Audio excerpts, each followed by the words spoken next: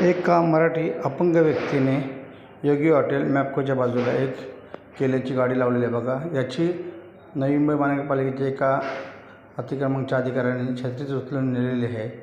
तर या अतिक्रमण अधिकाऱ्यांना हीच गाडी दिसली। आता हा टेम्पो किती वर्षापासून उभा आहे, समोर जो दिसतो टेम्पो थ्री व्हीलर, बऱ्याच वर्षापासून तो टेम्पो त्याच जागेवर आहे, पण त्याला ती दिसत नाही, फक्त या गाडीची छत्री दिसली एका। आता ही सुद्धा बघा, हा अपंग व्यक्तीची गाडी असून त्याच्यावर जर छत्री उचलून येत असेल तर कशाप्रकारे या अधिकाऱ्यांचं स्वागत केलं पाहिजे।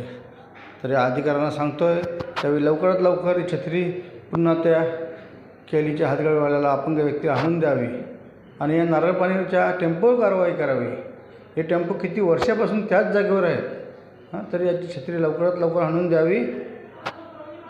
हा टेम्पोसुद्धा बघा, ही बघा नारळ पाणीवाले, सानपाडा स्टेशनच्या हायवेच्या समोरला। हे पालिकेला दिसत नाही का? हे पालिकेच्या माणसांचेच आहेत पण पालिकेला दिसत नाही। बघा हायवेच्या ब्रिजच्या बाजूलाच टर्निंगलाच कसं नारळ पाण्याचं धंदा बघा।